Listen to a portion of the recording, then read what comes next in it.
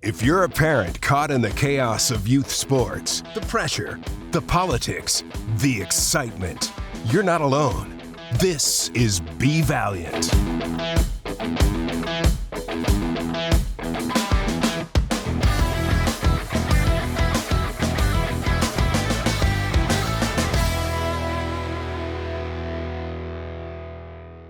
Welcome to another episode of Be Valiant, powered by Valiant Sports Society.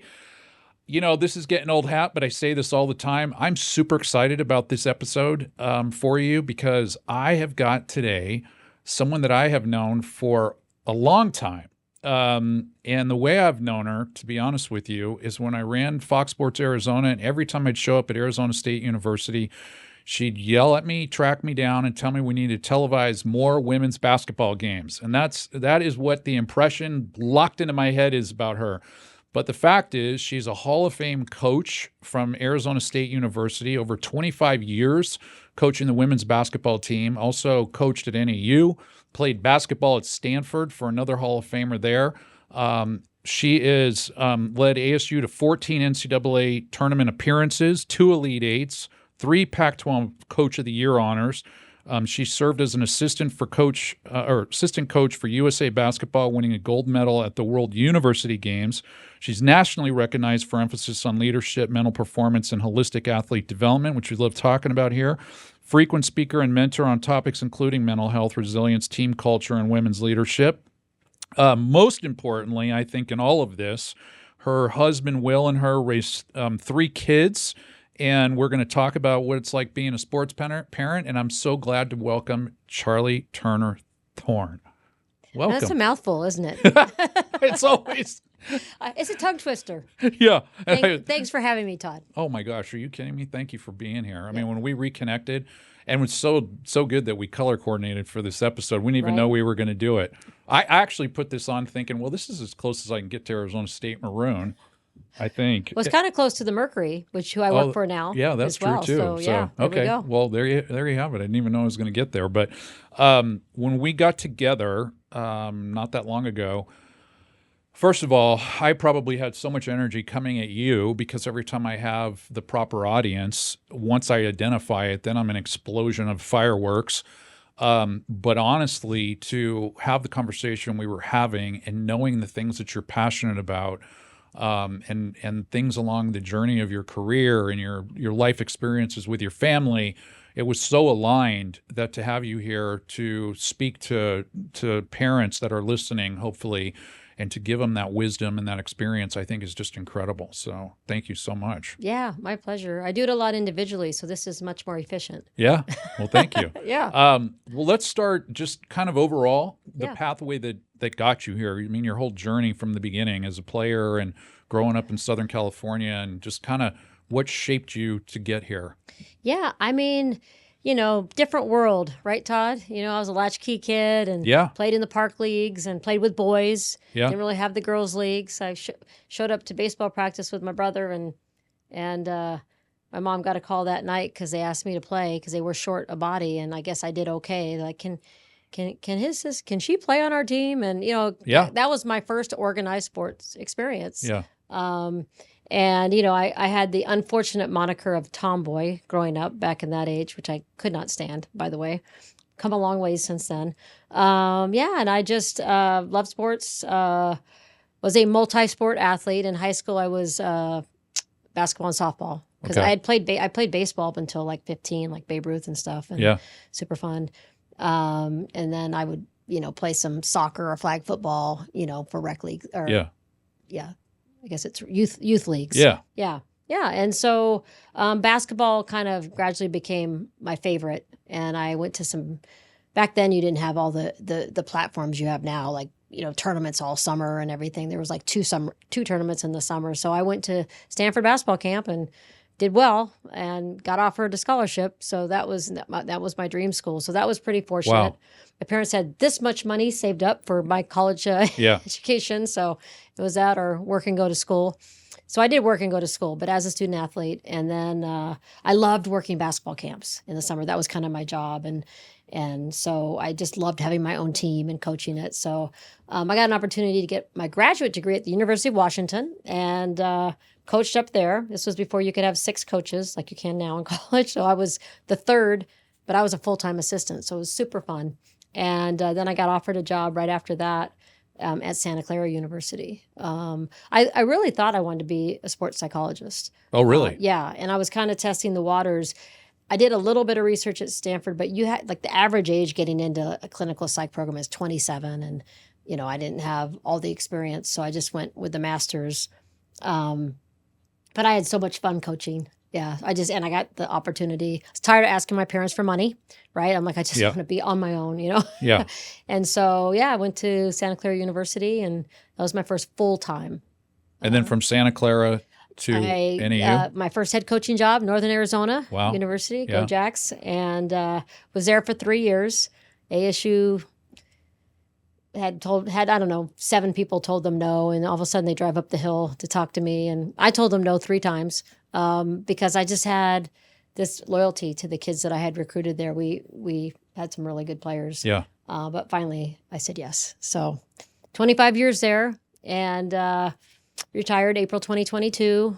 Jumped on the Mercury coaching staff that summer just to help Nikki Blue, my former assistant, because she became the interim head coach, and she's like, hey.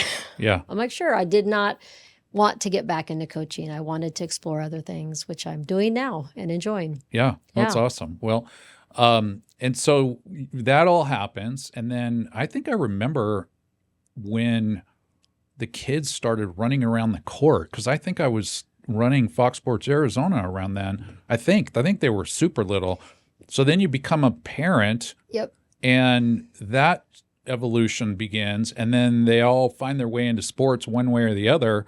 And so now, as a D1 basketball coach who pretty much should have all the answers, I mean, you think, You right? would think, yeah. And But then no. right, and then you enter into Definitely not. right in the sports parenting world. Right. And what was that journey like for you and your husband, Will? Yeah. I think obviously, and my husband played, he rode crew in college a little bit, but he played high school sports. And so huge sports fan. Yeah. So we, of course, started our kids at 3 in soccer. Yeah. It was a social thing, Yeah. but, just Yeah. get them going. And if you don't want your kids to be in soccer forever, probably don't start them at 3, because once soccer gets your hooks in you, Yeah.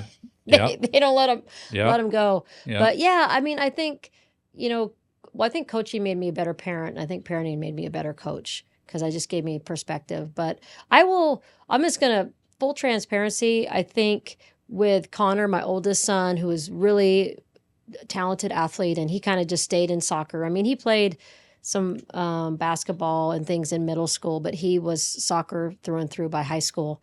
I think I got very excited. I was that guy a little bit, he's Yeah.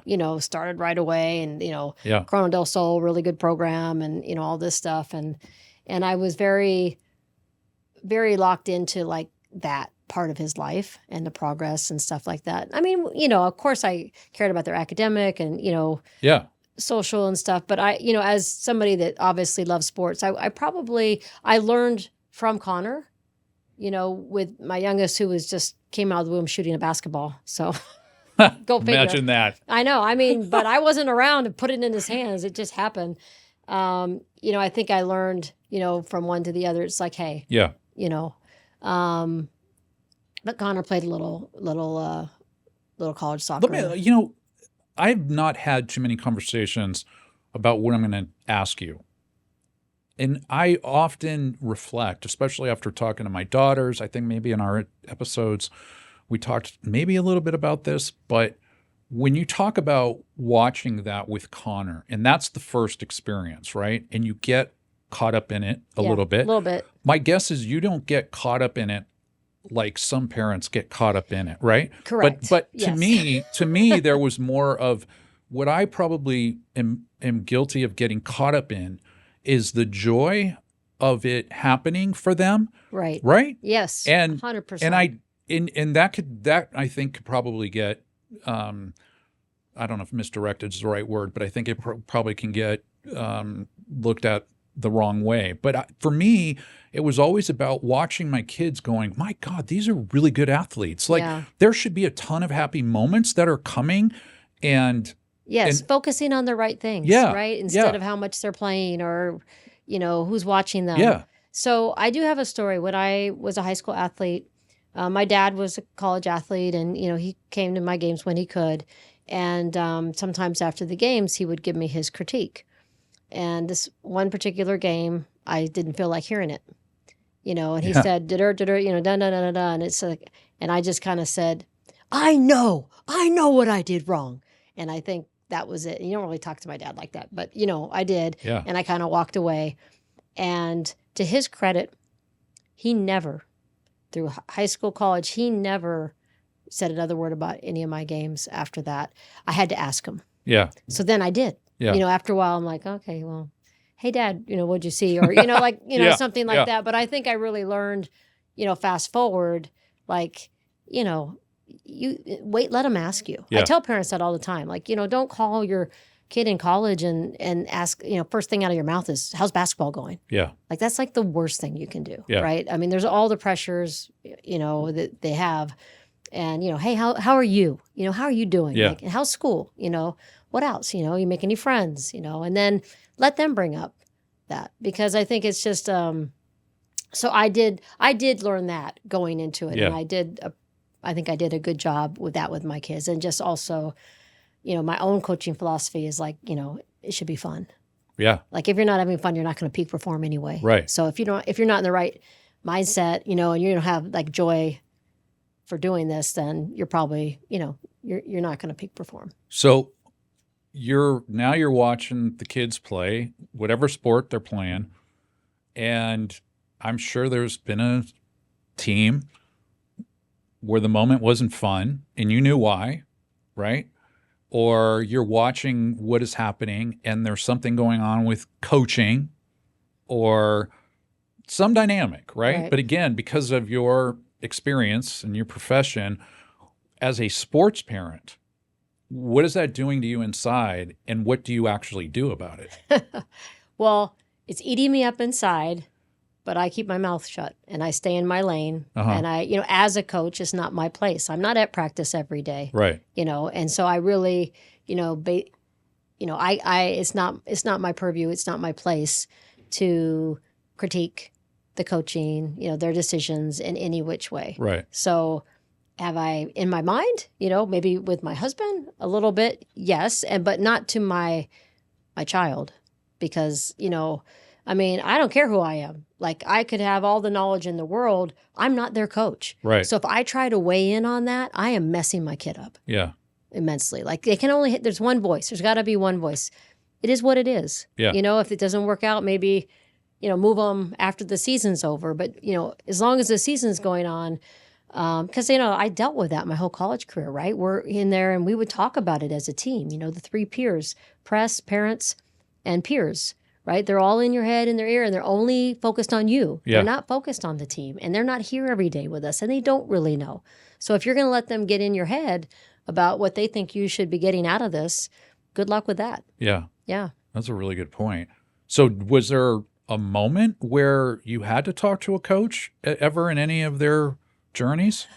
Or let me rephrase it. Was there a moment that something was so over the top you felt like you had to have it? Or did you have a conversation with any of them? Or by the way, I always tried to stay away because I always felt like it's their journey. They got to learn how to deal with coaches.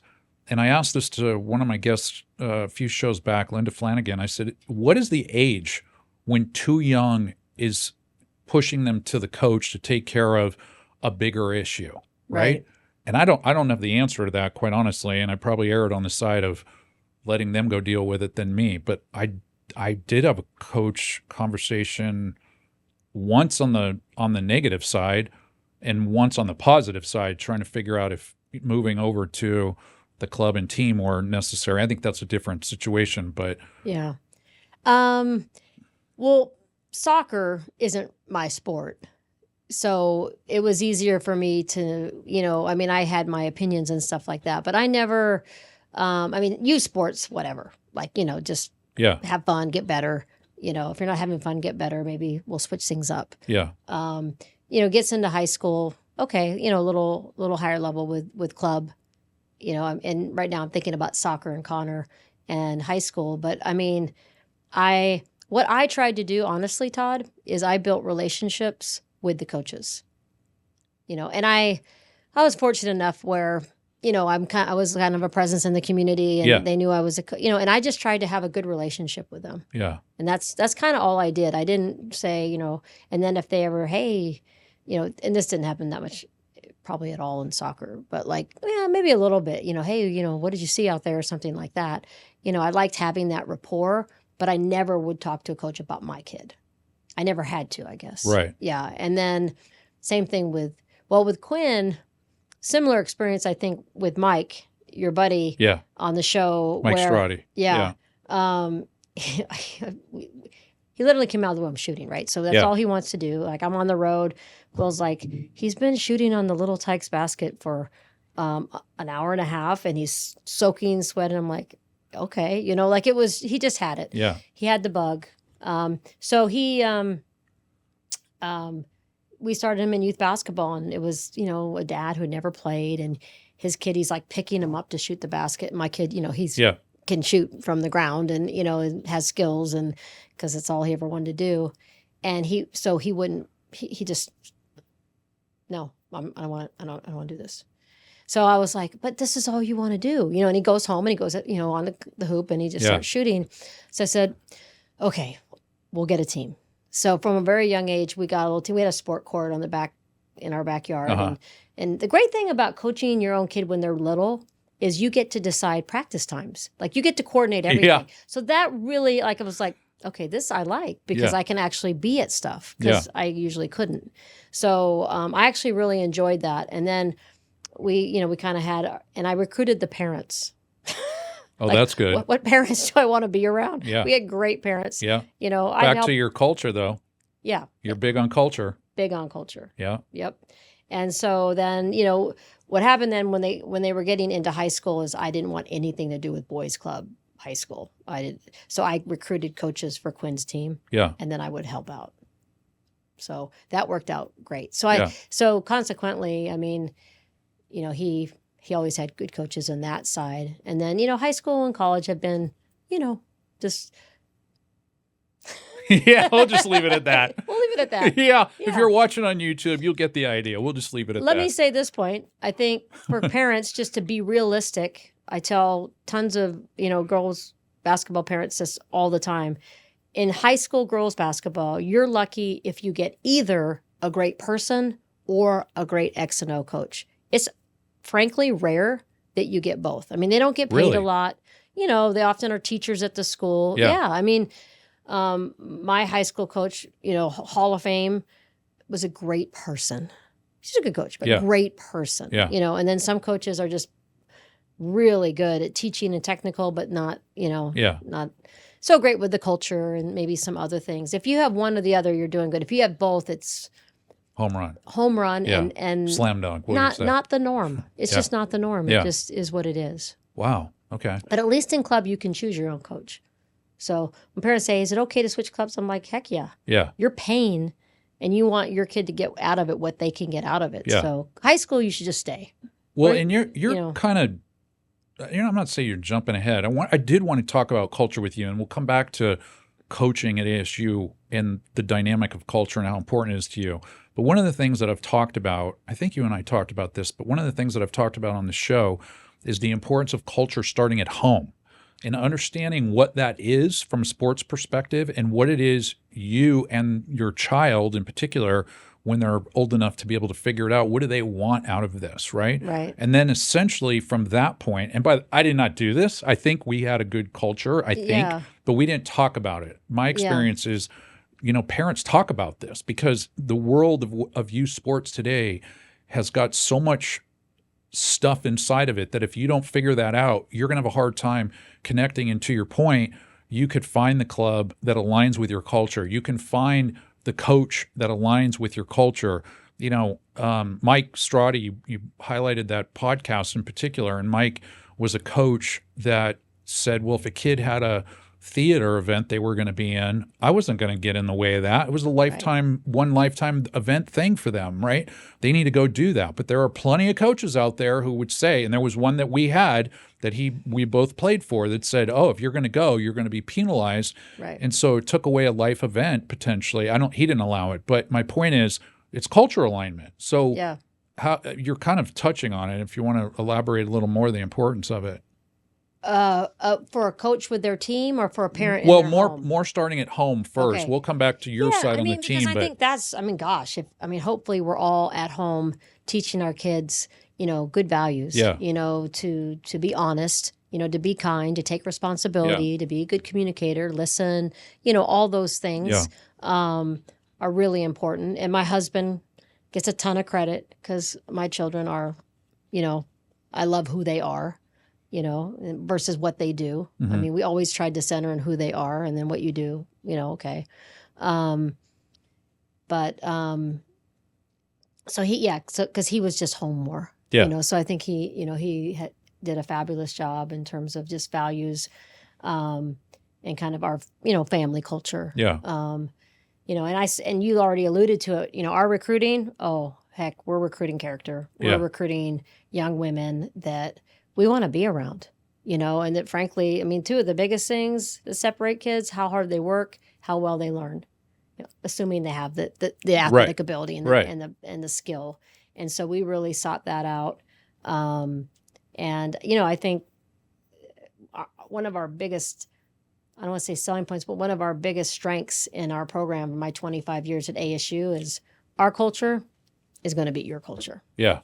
Hands down. Yeah. That's we hung our hat on, we were just tough and we were together. We had chemistry. We played for each other, not the scoreboard, that was, and then we worked on it. Every team meeting we had, probably we might have ran in and watched some quick film, but in general, all of our team meetings until games, and even once games started, at least half the team meeting was cultural. It was maybe talking about the 4 agreements or the pillars of joy, or, if it wasn't a life philosophy, it might have been mental emotional training, and we went through, and we had a life coach for almost 20 years. And wow, really? That was a safe space for all of our players to go in there, and just, learn, how to, be vulnerable, and just work on life skills, if you will. And Carlette Patterson is her name. She's amazing, one of the founding women of life coaching in this country. Yeah. And, we would just talk about the team and we'd kind of huddle on what she would be doing, so it wasn't just show up and do whatever, right. It was kind of relevant to whatever we were going through as a team and where we felt maybe there was some slippage in terms of, culture, and helping them be in a good space. So that was always my big thing, and it took me a while to figure, I shouldn't say always, young coach. Sure. Definitely not. Yeah. But as I You have matured, an evolving career for sure. Yeah. Yeah. As I matured, I knew the most important thing is that my players were in a good space. Yeah. As people, basketball would take care of itself. Yeah.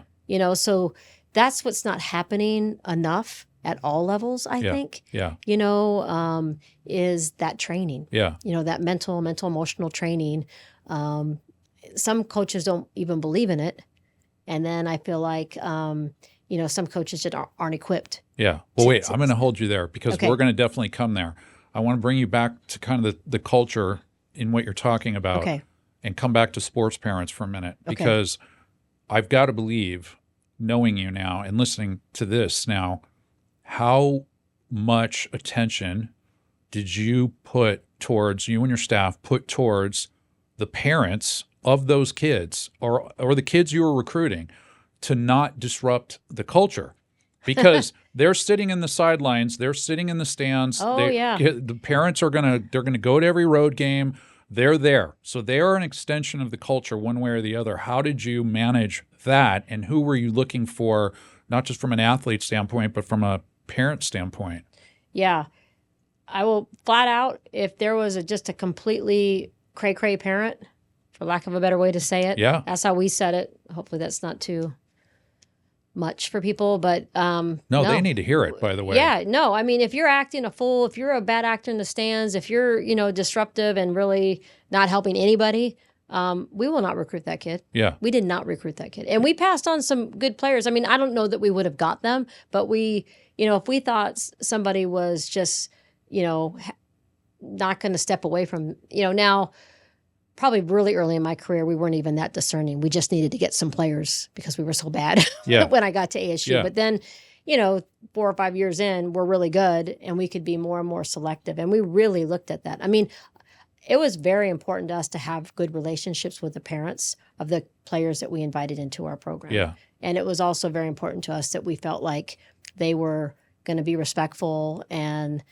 they're invaluable in the recruiting process because they probably know their child better than the kid knows themselves. Right. And they will ask the tough questions, which a lot of times the young student athletes will not. Once they sign, get out. Yeah. That's when you just need to, let them, that's when the what you're talking about, all the different voices and trying to weigh in when they're not even there. They have no idea. They're like, my kid should be playing more. Like, your kid never passed a conditioning test and, has been late 4 times. And, they don't know anything. Right. And so, and they're biased. Everybody's biased. Yeah, I mean, even coaches have confirmation bias. Oh, yeah. We see it all the time. But anyway, I'm kind of going all over the place. Sorry, Todd. No, that's okay. So let me bring you back to one place. So you and your staff in being very direct about this, I want parents to understand. You bring up soccer and I laugh because we both live that world, you on the male side and me on the female side.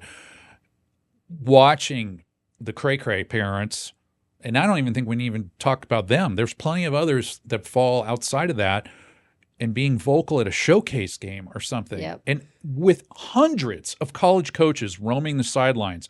And if for any reason your kid catches the eye, I think they're going to make a connection to who the loudest parents are on the sideline and make sure that's not them in some cases. Are you and or your staff, are you watching that when you go? 100% we're watching that. Yeah. Yeah. Now, and I would characterize us as very transformational. So again, it's all about bringing these young women in and growing them as leaders and people and everything. And we're going to be all in for them and everything. Yeah. And not just, wow, she's a stud. So that factors in for us. Now, there's a lot of transactional coaches out there who... Oh, for sure. Yeah, and they don't care. Right. They're like, that kid's so good, I don't care. Yeah. And how that plays out, who knows? I guarantee you it's not great. Yeah. Unless they, maybe they address it in their own way, or the kid just kind of cuts the cord. Yeah. If the parent can't. Yeah.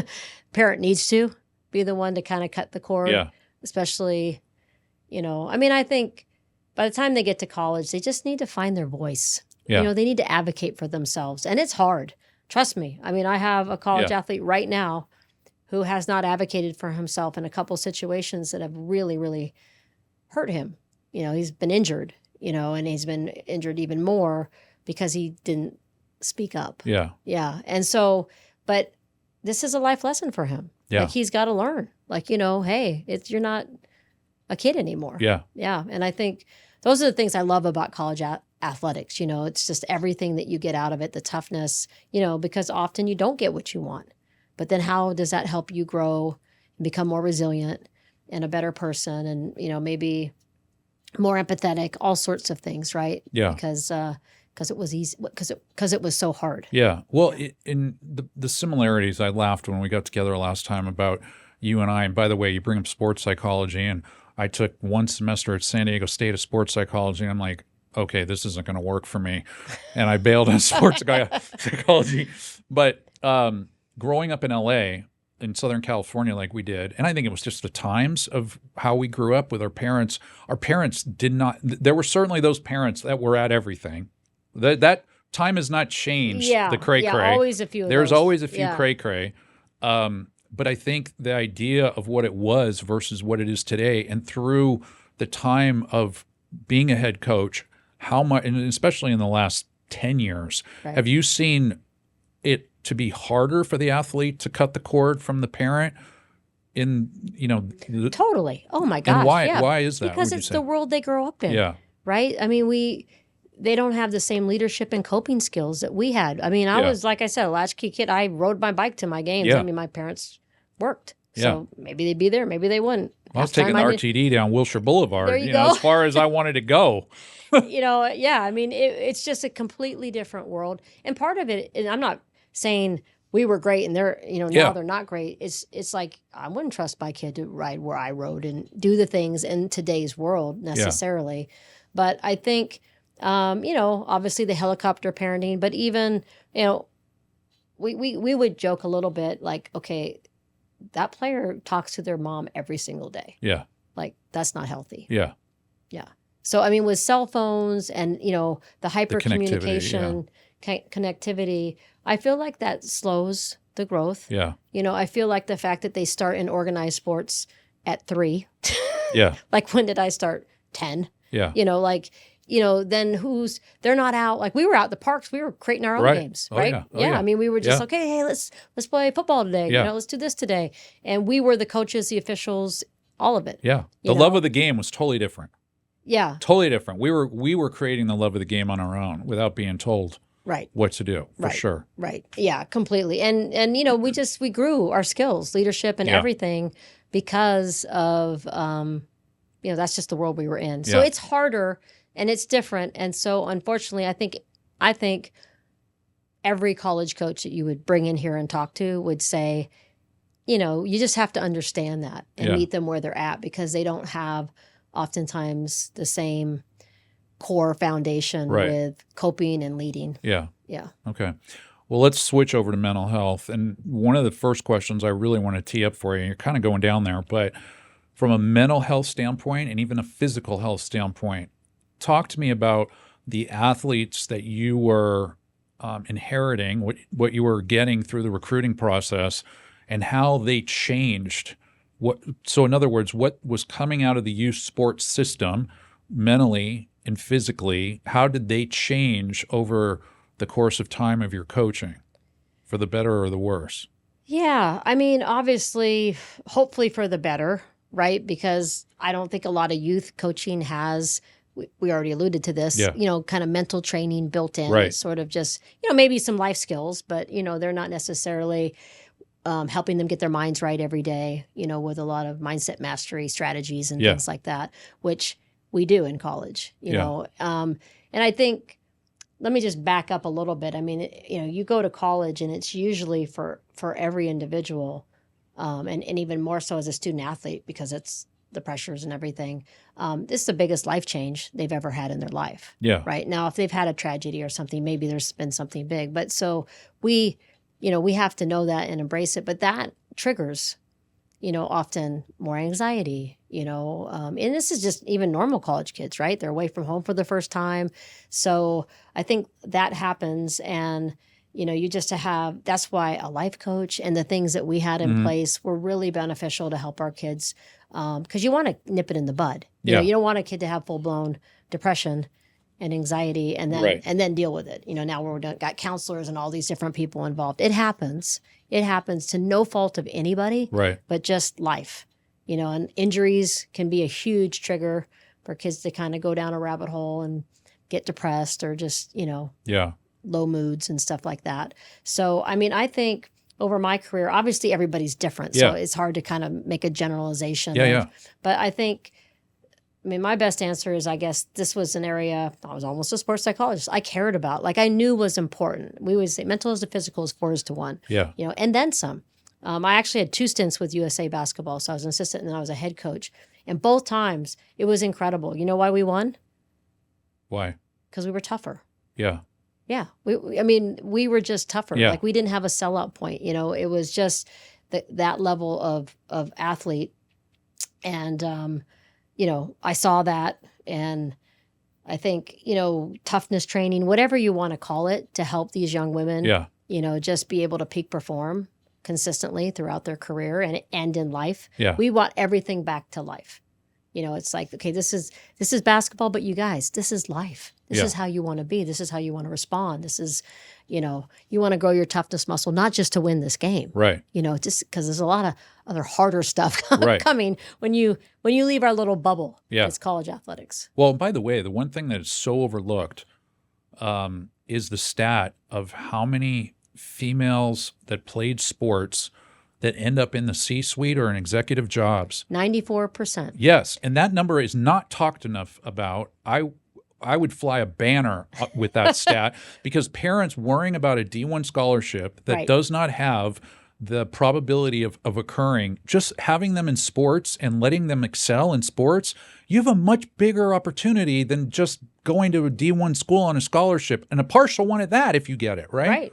Yeah. So the 94% of women in C-suite positions is just playing sports. Yeah. And then I think it's 52% or something were college athletes. Yeah. No, it's somehow. But I mean, when you think about only like 5% of the women get to play in college and 52% that played in college, and then, it's an overwhelming. I mean, there's so much research that sport is just, better helps girls with their self-image, with their relationships. I mean, it's just win, win, win, win. Yeah. Yeah. But again, it gets overlooked because of the carrot that gets dangled out in front of parents, especially girl parents. I mean, I felt as a girl dad for sure, like I wish I had been more in tune to those types of outcomes. And you think you are just because you've lived it. I mean, I lived it, right?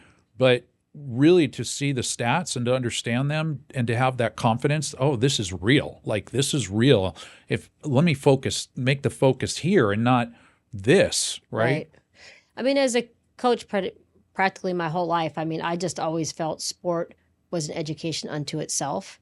So, and honestly, kind of more valuable than anything you've learned in a classroom to some degree. Yeah. And so, like, I brought that into my parenting. Like, I did really want my kids to play sport, not because I necessarily thought they were going to play in college. Yeah. That was going to be a bonus, but because I knew it would make them tougher, and they would just learn a lot of, whether it was relational or just, mental emotional strategies, and they did. What's the balance for you?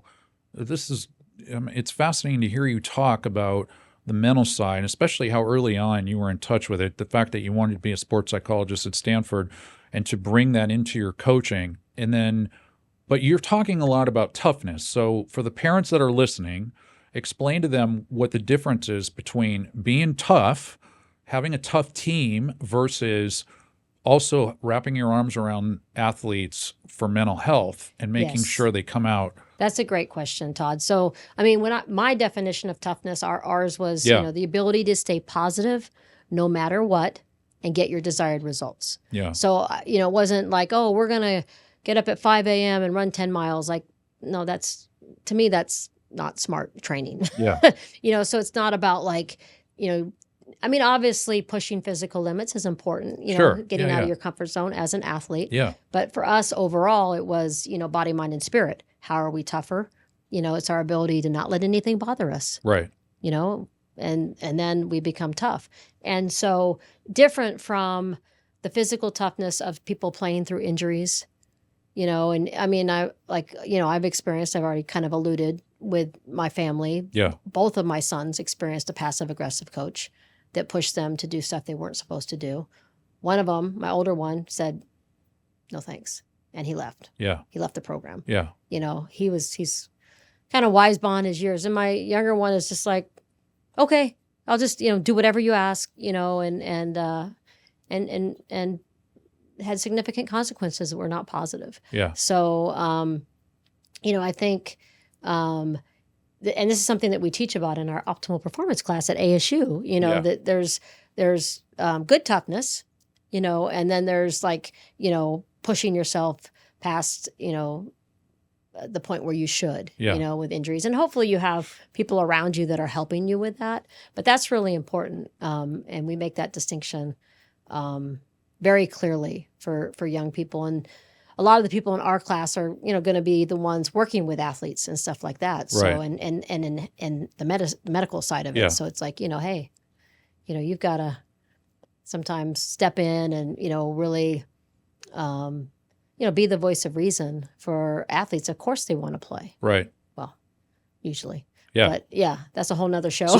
So yeah, really. So when you, in your career, did you come out of the gate having these conversations with your athletes, getting to know them, understanding their mental health, or is this something that evolved with It you? evolved. I was a young head coach. I mean, I Yeah. took over at NAU when I was, I think, 27, and I was young, And I'll tell you, my first, biggest blunder is like, I had a kid that was a starter, and I needed her to play, and the doctor's like, well, this and that, and I started like, well, kind of almost like arguing, Yeah. like, well, da da da da da.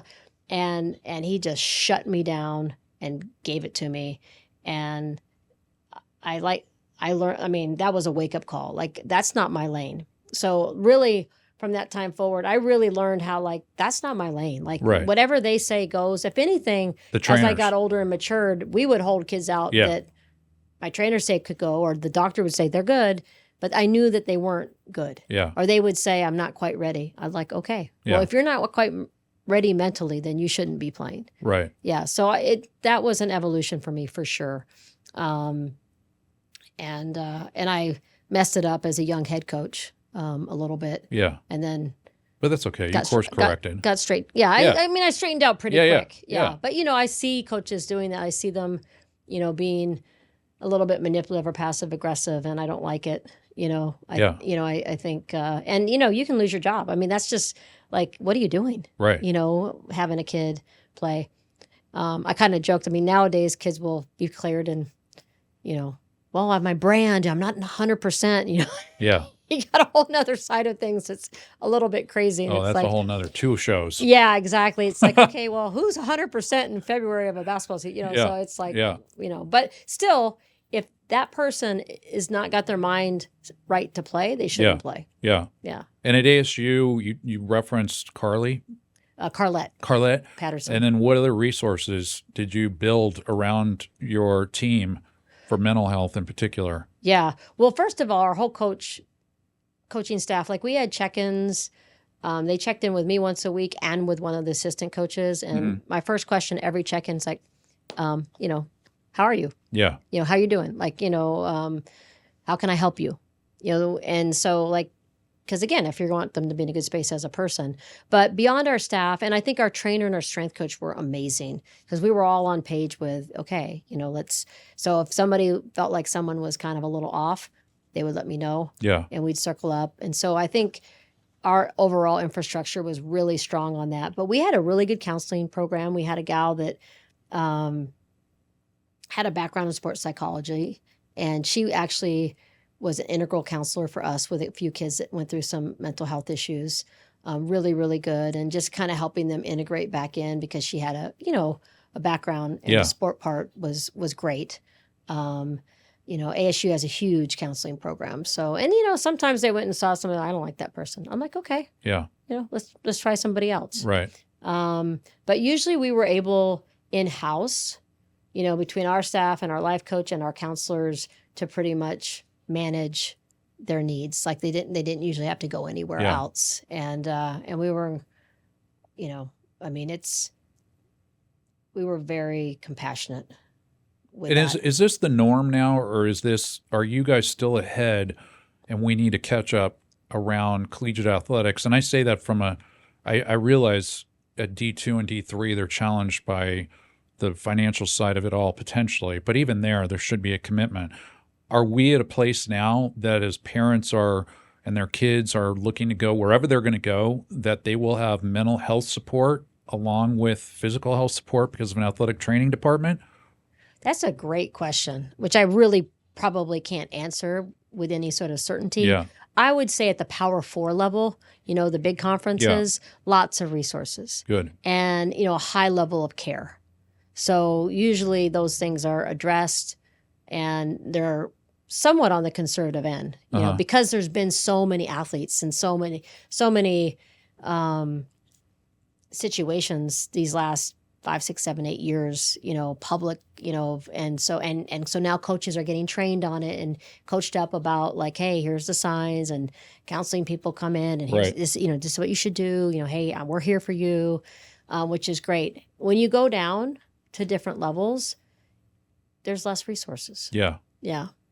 And so, I think it's a great thing for parents to kind of ask about. I don't know if I've ever I don't think in my 33 years of coaching, I don't think a parent ever asked like, well, what if they have some mental health issues? Like what happens? What do you do? Never. Yeah. And that should get asked. Yeah. Right. And I think it's epidemic right now, Yeah. anxiety, depression in college in that population. It wasn't when I started, so things have evolved, but yeah.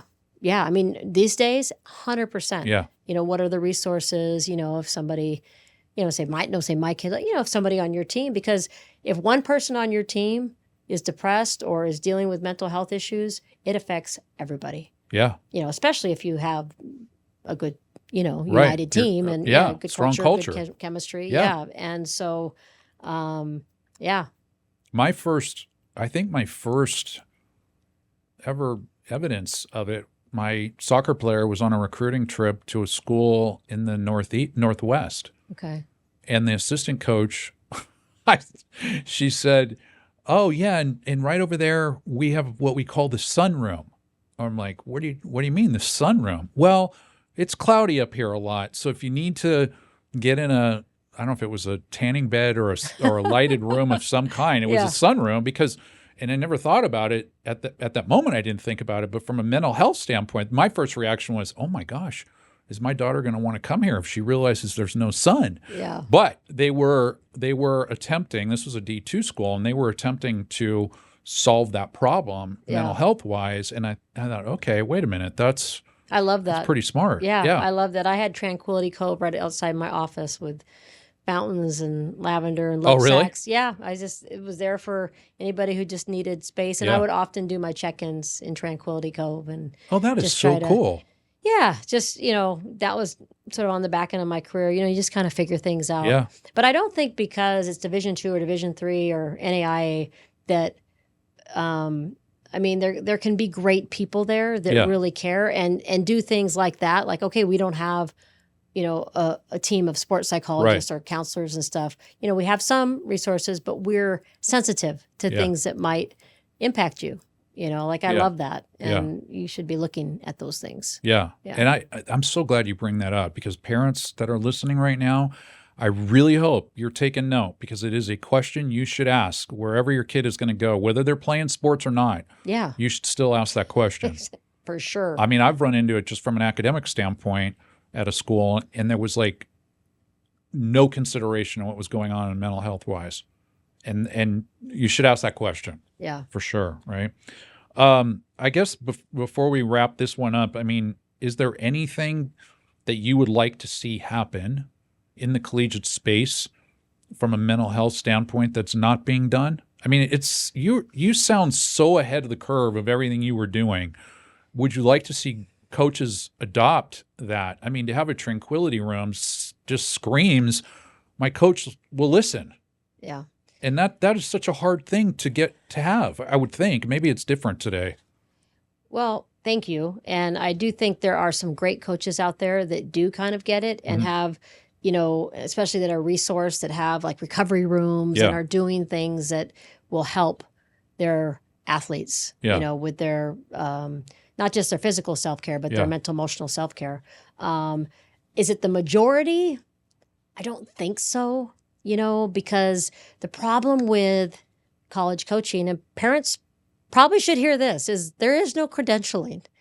Okay, so your college coach is a byproduct of who they played for, who they've coached with, and their own self-learning and professional development. And that's it. There's no certification like in most jobs. Yeah. Or even, obviously you hope somebody has some experience before they get hired. That's can be a crapshoot as well. Right.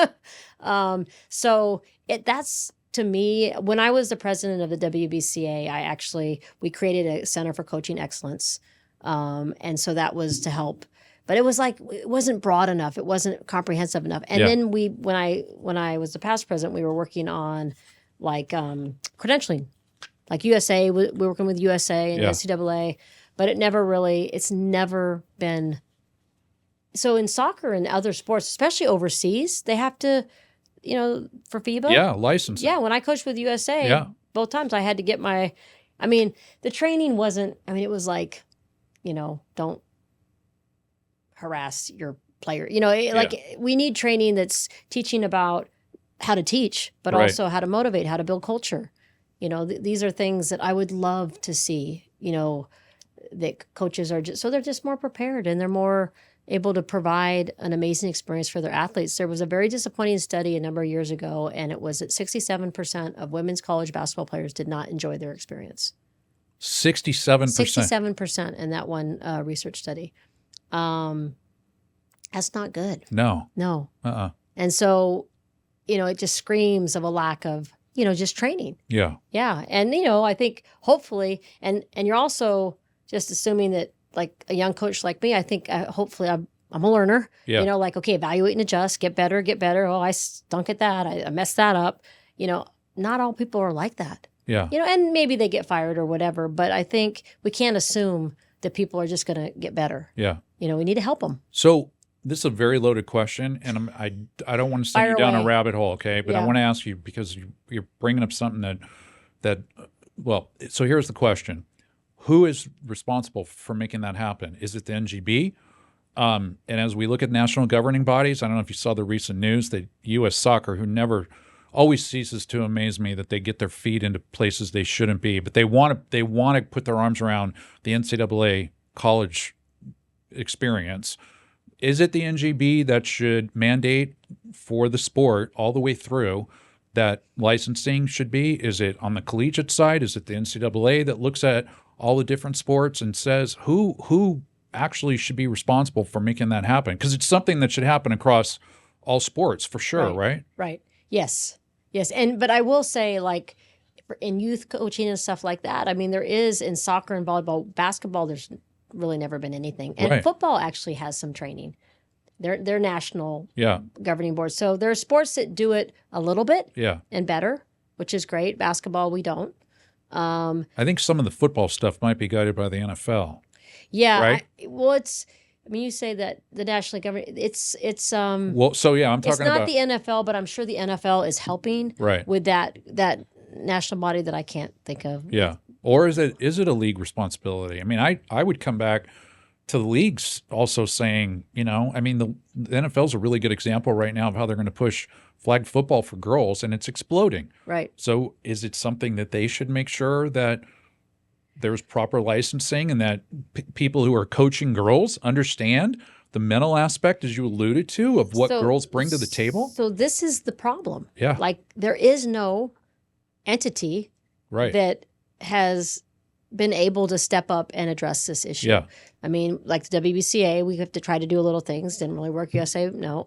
The NCAA, I know you understand this, but maybe I'll just share. Everybody, like something passes, and it's like, oh, the NCAA. No, the NCAA is just an infrastructure. It's that helps run championships. Right. And it kind of governs like the rules a little bit, but it's like they don't police it. Right. They just govern it. Yeah. I mean, they help The conferences the athletic directors, the presidents, the athletic directors, and the ADs make all the decisions. Yeah. So if you don't like what's happening in college sports, that's who you need to talk to, or you can blame or credit or whatever. It's not the NCAA. So the NCAA, and actually, as we speak right now, I just heard from another coaching friend that they're actually trying to just make the NCAA just take them out of even governing the rules, like put that with conferences. So that would basically just make them, we're going to run championships, Yeah. like an event business. Yeah. Well, that's So- what they're doing. I mean, Yeah. might as well just define that's it their as main what it is. purpose. Yeah, but I don't. I'll just say quickly that I don't like that idea because conference offices are very different, Right. Oh, yeah. and there's I some agree. that just want to say okay to everything, Right. and there's some that are hyper vigilant and hyper compliant, and that's going to be a very uneven playing field. And I heard that that's probably where we're going. Yeah. Well, there needs to be a governing body there for sure. Yeah. Is it, I'll ask you one more question in regards to this. Is it U.S. Center for Safe Sport? Should they be the body that overlooks, at least from a mental health standpoint, Yeah. right? Licensing from a mental health standpoint. I don't know if that entity has really done what they're supposed to do over the time that they've been around. But I'm not familiar with them. it came out of essentially the whole U.S. gymnastics Okay, yeah. situation All the and US protecting athletes. scandals. So reactive, but it's Okay. there, and so any athlete who has any kind of problem can go there anonymously to report anything. Yeah. But again, it comes back to where do we put these licensing rules in play? We're not going to solve this one, but No, we're not. I mean, I will just say, final comment: institutions, that each individual institution is responsible for their students. Yeah. They should be 100% on top of and responsible for mental health issues. Yeah. If they're a student athlete, it should be the coaches, it should be the athletic department, it should be the university. In terms of training coaches better, they do that at the institutions, but they could be more comprehensive. Yeah. They could be, put more money into it. They don't really, they bring in a speaker once or twice a year Right. and blah, blah, blah. And, half the coaches are listening because they're in season and half of them aren't, or half of them aren't listening. So, that's the most realistic answer. Yeah. Because all these national, good luck. Well, we have our next episode for when you come back. We're going to solve that problem. Okay. So taking mental health real briefly, I would be remiss if I don't bring up multi-sport athlete. So as a coach, over time, we talked about how we grew up, right? Right. When you're recruiting, the difference between a specialized basketball player, and I don't even know what that age is, where they start, if that's even an ask of, when you're talking to them or the parent, versus the multi-sport athlete, how critical is it from a mental health standpoint and a physical health standpoint for you to recruit multi-sport athletes? I don't think parents understand how valuable. It's super valuable. Yeah. We love it. I started when we talked about it the other day. Yeah. I was like, well, almost all of ours were. Yeah. It just, the type of kids that we recruit, Wait, I want to stop you. Just to make sure I heard you. Almost all of the kids that I went coached through your program in 25 years Yes. plus were multi-sport athletes. 100%. 100%. Yeah. And I wish we had a study that said for the ones that weren't, risk of injury and stuff like that, because by playing one sport, even if you take breaks and stuff, you're just not as good an athlete. Yeah.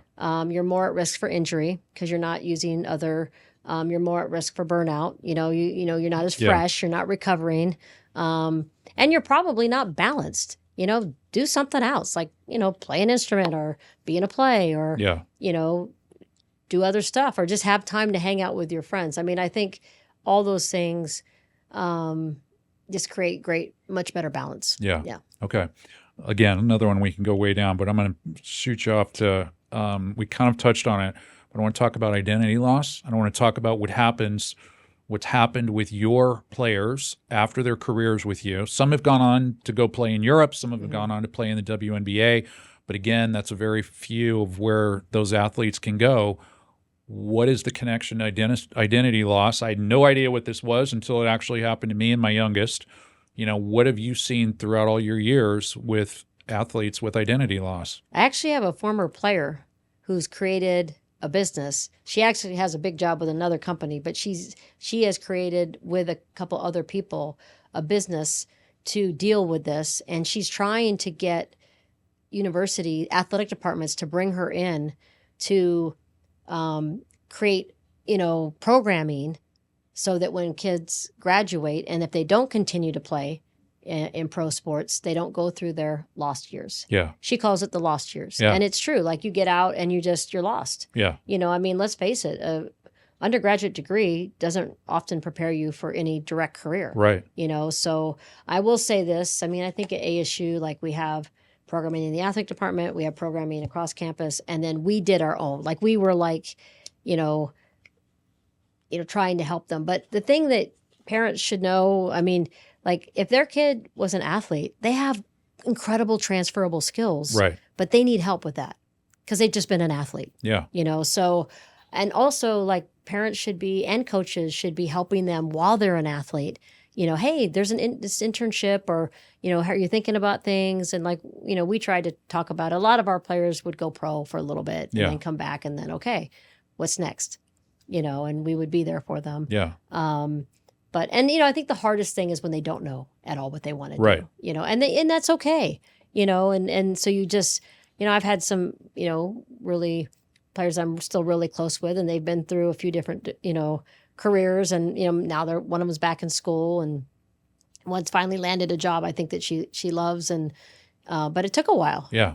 They tried different things because, as a parent, if your child is like helping them find a focus that they can look towards, I think is really big, because I have one of mine right now that's still trying to like figure out, like didn't have, this is what I want to do. Yeah.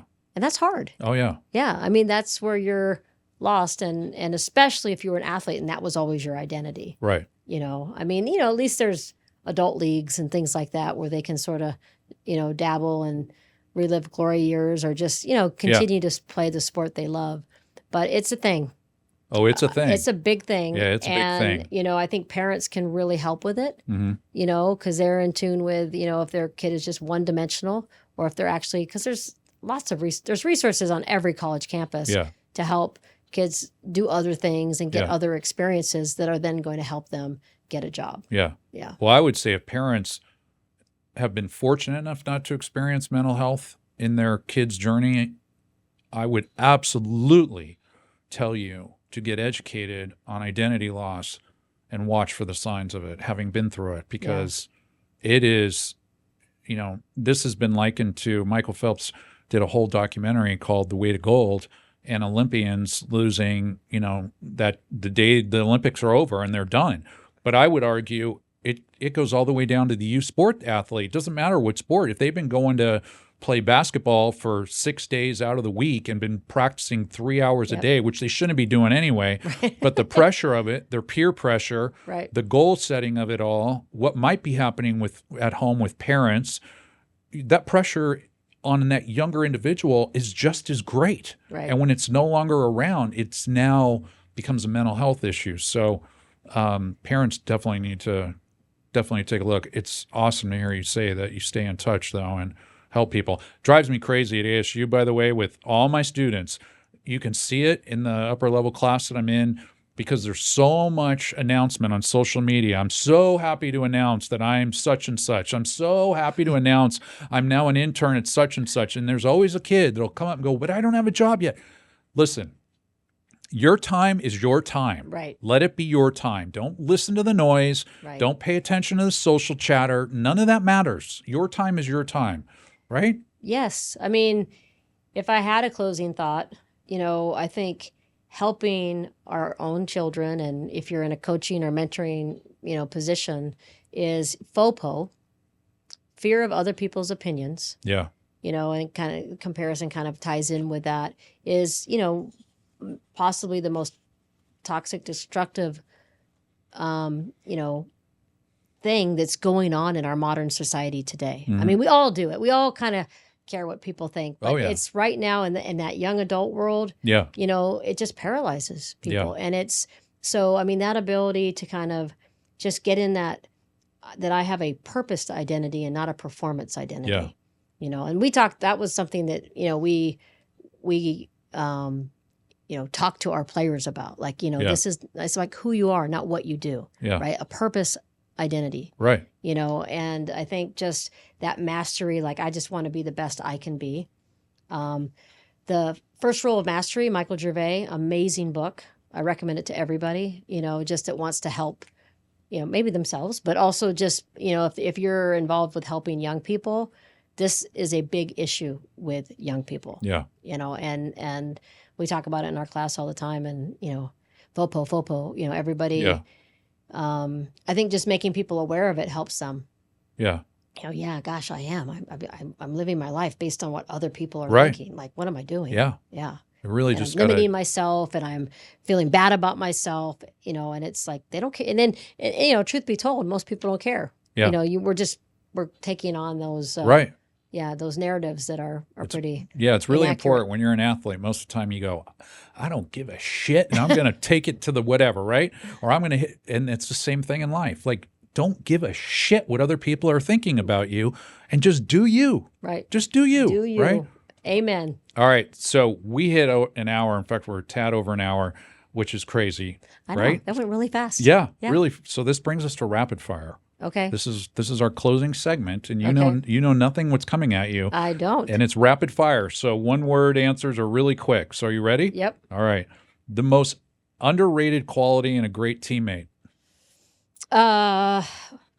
Sorry. Okay. we have to go rapid fire. I just thought of like 5 things. Start again. My bad. The most underrated quality in a great teammate. Selfless. Okay. The hardest part of coaching that people don't see. The uncontrollables. Okay. A lesson you wish every coach understood. The importance of mental, emotional fitness strategies and coaching the whole person. Yeah. Awesome. One thing you wish every sports parent understood better. That if your child is having fun and getting better, that's what you should center on. Yeah. Oh, that's a good one. I like that. A mental skill or habit every young athlete should start developing early. Who? Well, I think just not allowing things to bother them. Yeah. You know, the toughness factor is just, Yeah. I mean, I could go. Yeah. I have a laundry list for that one, Yeah. but, we could keep it simple. Just ignore the noise. ignore right? the noise. Ignore the Yeah. noise. Okay. I didn't mean to answer your No, question. I love that. I That's was better. summarizing. Touch the producer. The most coachable trait that you've seen in elite athletes. The most coachable trait Yeah. that I've seen in elite athletes. Work ethic. Okay. Ability to learn and how hard they work separates. Yeah. One word you hope every athlete who played for you would use to describe you. Love. Oh, I love that. Okay. And then finally, everybody gets asked this question. They might not say that, but that's what I Yeah. want to say. Well, I'm Yeah. sure. And the ones that I've talked to, I'm pretty sure believe that. And this gets asked to everybody. What does be valiant mean to you? Okay. For the parents. It means like having a joyful spirit, right? Not allowing fear and doubt to get in your way. I don't know if anybody's read like The Pillars of Joy, but just that, or just, having that kind of joyful spirit with a relentless mindset. So, and I would go back to like, my purpose-driven mindset, Yeah. purpose-driven identity, Yeah. that's being valiant. Like you don't care about like, a fixed mindset, Yeah. right? Your growth, your fun, everything's a fun challenge and I'm just going to try to get better. And Yeah. this is awesome. And yeah, that's to me being valiant. All right. I love it. Well, we made it to the end. Any final thoughts? I think I just gave them. Yeah. All I right. mean, I could go on. I think we're good, right? All right. Are we good? Yeah, this is great. Okay. It's good enough that we better do it again. I'm going to tell you right now. Okay. So I have your commitment. We're going to do it again. Yes. Okay. Okay. Well, listen, I can't thank you enough. Reconnecting with you has been awesome. I don't remember you chasing you down and yelling at you, so I apologize. Well, for that, you didn't really yell. You were just very determined that you Okay, wanted to get that the teams. I believe. I was like, Yes. did I ever yell at Todd? No. You didn't yell at me. I But needed you. I wouldn't be yelling at Yes. No, you were always, come on, if you weren't kind, you wouldn't necessarily be sitting here. Right. I always loved the fact that you were constantly looking for that outlet. Yeah. And I completely understand And you it. helped with it, so Yeah. thank you. Yeah, absolutely. Well, yeah, the girls' sports, female sports need to be. Yeah. Some of the greatest events we had on Fox Sports Arizona was U of A against ASU in women's sports. Awesome. So, I love that. thank you so much for being here. My pleasure. All right, Okay. thanks. If you found value in this conversation, share it with another parent, an athlete, or even a coach. Share it with somebody. For more stories like Charli's as well as other resources, visit us at playfearless.org. Valiant Sports is a nonprofit that depends on community and corporate support to keep these conversations and resources free for every family. If your company or organization believes in protecting the mental and physical health of young athletes, you can learn more on how to partner or contribute at playfearless.org/donate. And as I always like to say, and finally, for all the parents that are in the thick of it or just starting out, remember, you're allowed to make bold, informed decisions for your child. You're allowed to walk away from the wrong team. You're allowed to demand a better culture. But most of all, you're allowed to trust your gut and lead your family the way that's right for you and especially for your kids. Until next time, be valiant, play fearless.